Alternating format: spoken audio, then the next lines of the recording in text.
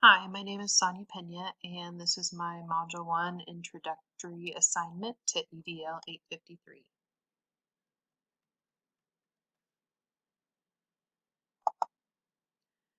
Just a few things about me.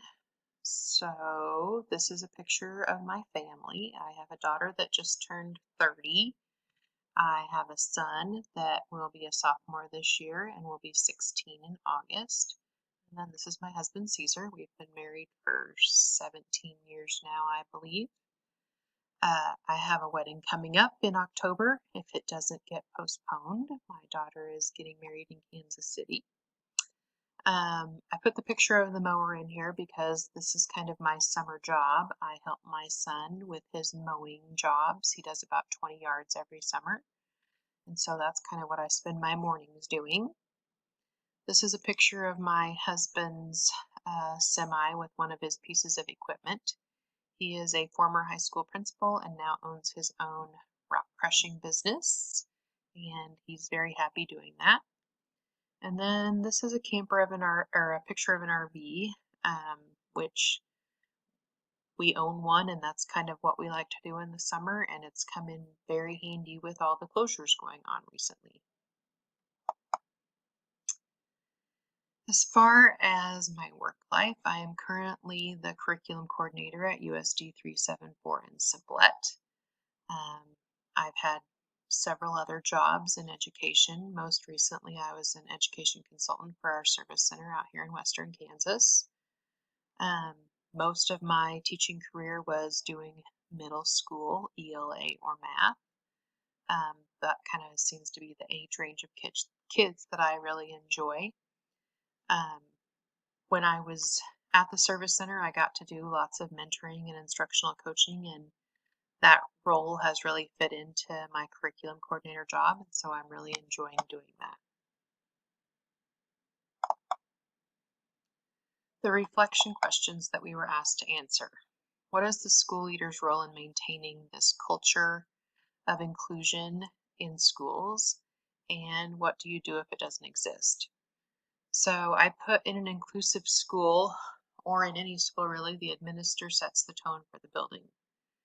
If the culture doesn't feel welcoming, it's your job to fix it. It's one of those things that if you know about it, you need to address the problem. Students, parents, and teachers know when a school doesn't feel welcoming, and it often bleeds itself into your community, especially small communities like we have in Western Kansas. And so if the kids know that the teachers don't care about them, or if parents feel like they aren't welcome at school, those kind of things get around quickly. What support can a school leader provide to encourage advocacy?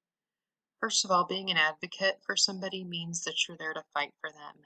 And I think that if you're an administrator that fights for your teachers, you're going to model that your teachers need to fight for your kids. Professional development in differentiating instruction and social emotional would be big things that teachers would need in an inclusive school. And then finally, I put that collaboration is very important. Teachers need to be able to collaborate together to plan for the many needs of their students. Teachers and students need to be able to collaborate together to work together and find out what the issues are. And teachers need to be able to collaborate with parents, and parents need to be on board with what's going on at school. What plans and strategies can be implemented to ensure the equitable treatment of students and/or staff in an inclusive culture? First of all, I loved watching the videos and listening to the kids talk about what were some of the things that really bothered them or dreams that they had for an inclusive environment. Number one, teachers need to feel supported and encouraged to try new things. Sometimes it's really hard to think outside the box and take a chance, and teachers need to feel some safety in doing that. Teachers need to look at individual student differences and figure out ways to encourage them to work with others. The videos demonstrating kids working together and the scenario of the teacher finding strengths and weaknesses of students to work on group projects and then assigning them as such, I thought was an awesome way to run your school. We all have different strengths and weaknesses, and it's not about me, it's about we. And that's a lesson that will serve students well right into adulthood. What steps can a leader take to change negative assumptions that affect teaching and learning in an inclusive culture?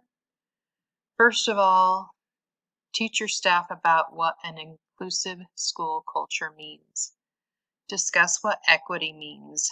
The video on equity was also an excellent resource, and that would be something that I would use with my teachers. Encourage them to respect all students and to give them dignity. Encourage your teachers to think about the future. I think those last two things really stand out, that if they think about how they want to be treated or how they would want their children treated, or what about our future is going to look like if we work together, I think teachers would slow down and reflect on their teaching a little bit differently. And one of the students said it best, I think: no one wants to be excluded. That's a really hard position to be in, and it leads to a lot of negative effects on students. Thank you.